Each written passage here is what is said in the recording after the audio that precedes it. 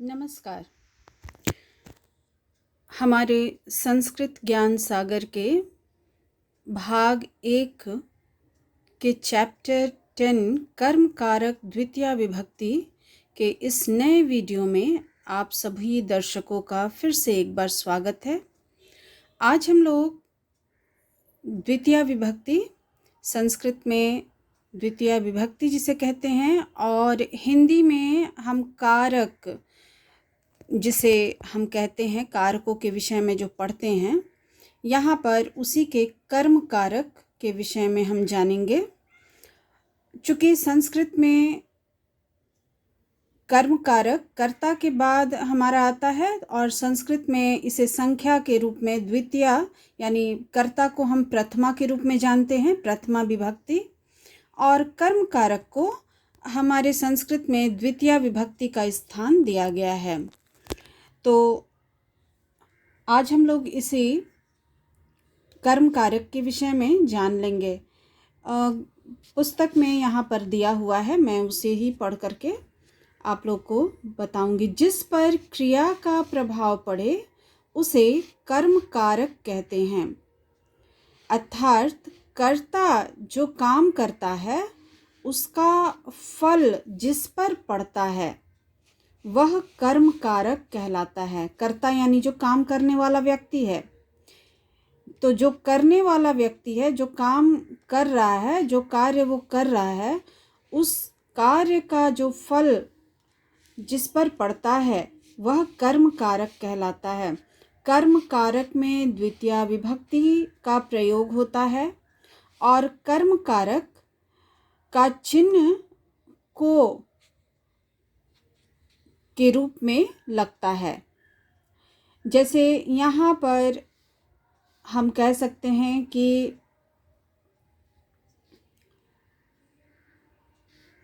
राम को वन जाना है, या राम को वन जाना था। तो इस तरह से यहाँ को, राम को, यहाँ पे हम देखते हैं कि को का प्रयोग हुआ वाक्य में। और बहुत बार ये को साइलेंट रूप में, यानी कि छुपे हुए रूप में वहाँ उपस्थित होता है। वाक्य में बहुत बार इसे हम अलग से प्रयोग तो नहीं करते, लेकिन ये अपनी समझ होती है कि वहाँ पर को का प्रयोग, अगर उसे हम विस्तार पूर्वक अगर हम उस वाक्य को पढ़ेंगे तो वहाँ पर को छिपे हुए रूप में हमें मिल जाएगा, यानी को का प्रयोग वहाँ पर रहेगा। अब इस पूरे चैप्टर का हिंदी अनुवाद हम लोग शुरू करेंगे। तो पहला पैराग्राफ मैं शुरू कर रही हूँ। छात्रः विद्यालयं गच्छति, छात्र विद्यालय जाता है। छात्रौ पुस्तके पठतः, छात्रौ यहाँ पर द्विवचन है, दो छात्र। पुस्तक को, यहाँ पर को का उच्चारण हम देख रहे हैं, पुस्तक को पढ़ते हैं। दो छात्र पुस्तक को पढ़ते हैं। बालकाः फलानि खादन्ति, बच्चे फल को खाते हैं। बच्चे फलों को खाते हैं, यहाँ पे हो गया। अब हमारे हैं सेकंड पैराग्राफ में। सः आम्रफलानि खादति, वह आम खाता है। यहाँ पर अगर हम चाहें तो वह आम को खाता है, यहाँ पर हम देख रहे हैं को यहाँ पर छुपा हुआ हमें मिल जाएगा। तौ दुग्धं पीबतः, वे दोनों दूध पीते हैं। यहाँ पर चाहें हम तो दूसरे रूप में को भी हम देख सकते हैं, वे दोनों दूध को पीते हैं। ते शीत पेयम पीबन्ति, वे सभी ठंडे पेय को पीते हैं।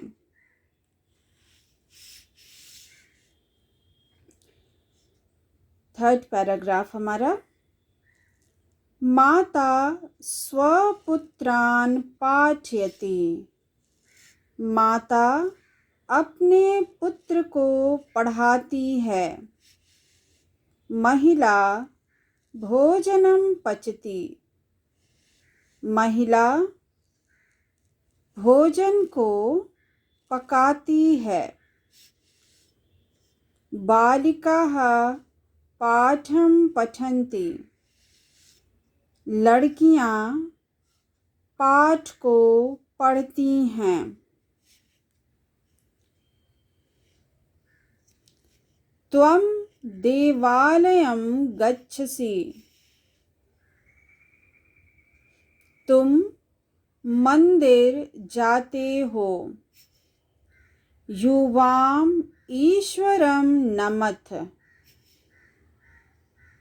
तुम दोनों ईश्वर को नमस्कार करते हो या प्रणाम करते हो। यूयं संस्कृतं पठत,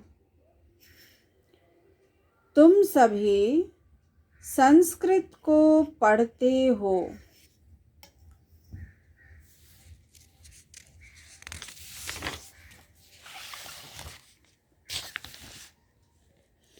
अहम उद्यानम गच्छामि, मैं बगीचा या उद्यान में जाता हूँ।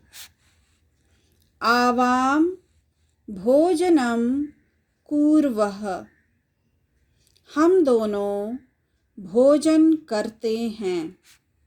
वयम देशम रक्षामः, हम सभी देश की रक्षा करते हैं। तो ये चैप्टर का अनुवाद हम लोग का पूरा हो गया और इसको ध्यान से एक एक लाइन करके आप देख रहे हैं कि हर लाइन में हम लोगों का इस पूरे चैप्टर में को का प्रयोग हुआ है।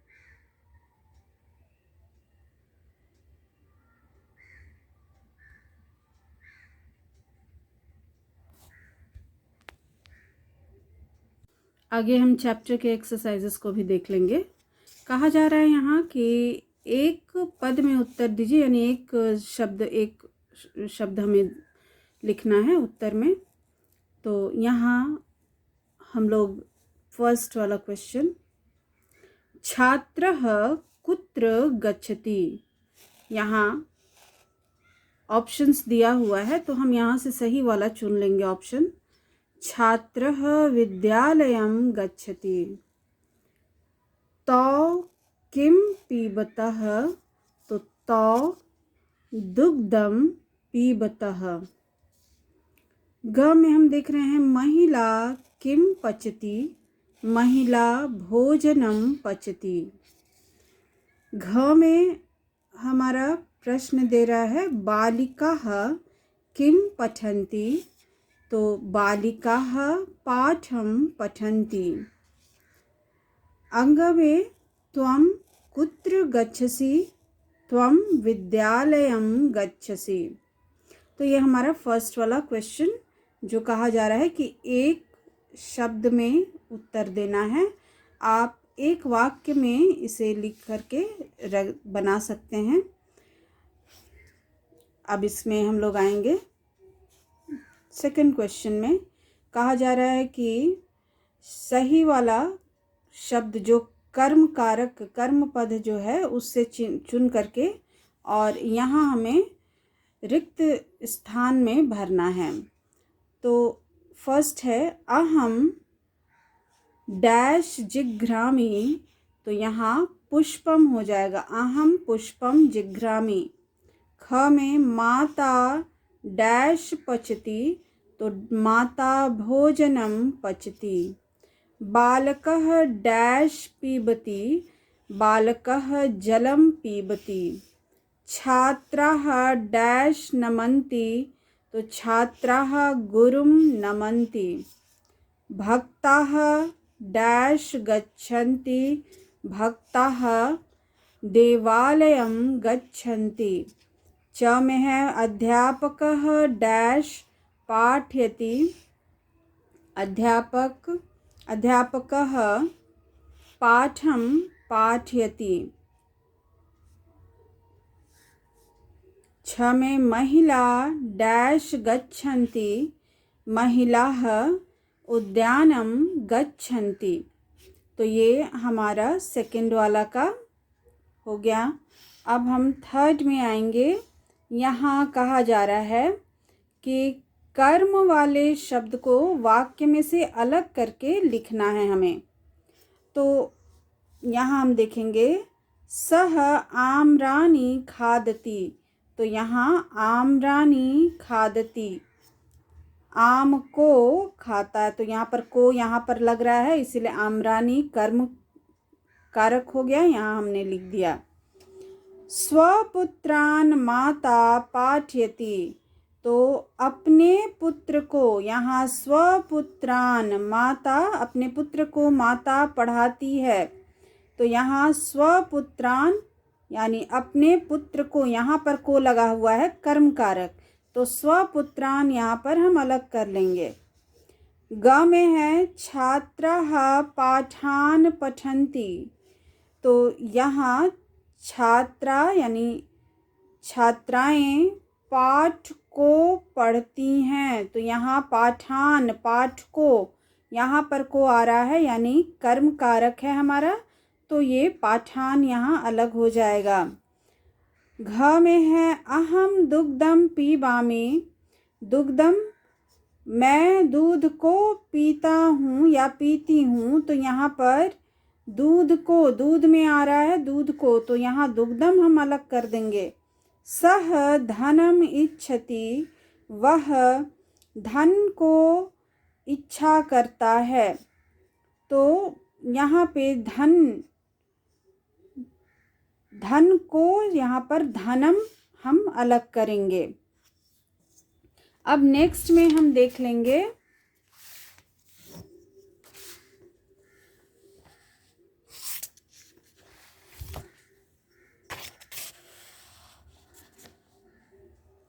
यहाँ कहा जा रहा है कि चित्र को देख करके वाक्य को बनाना है, क्वेश्चन नंबर 4 में।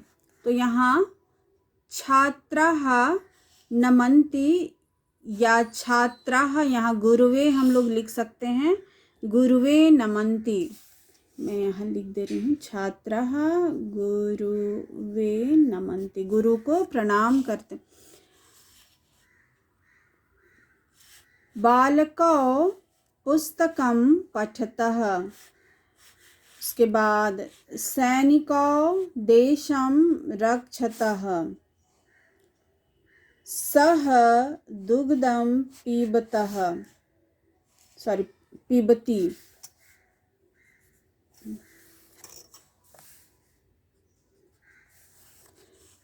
लास्ट में यहाँ छात्राः विद्यालयं गच्छन्ति, तो ये हमारा 4th वाला भी हो गया। और ये आप अपने से रूप को लिख सकते हैं देख करके। यहाँ पे दिया है कि द्वितीय विभक्ति में, तो जैसे यहाँ दे दिया है देवम, देवौ, देवान, ठीक वैसे ही वृक्षम, वृक्षों, ये सारे जितने भी दिए हुए हैं उसके द्वितीय विभक्ति का एक वचन, द्विवचन और बहुवचन को आप लोग लिख सकते हैं। यहाँ मैं अभी इसे नहीं कराऊंगी, आप लोग इसे स्वयं करेंगे।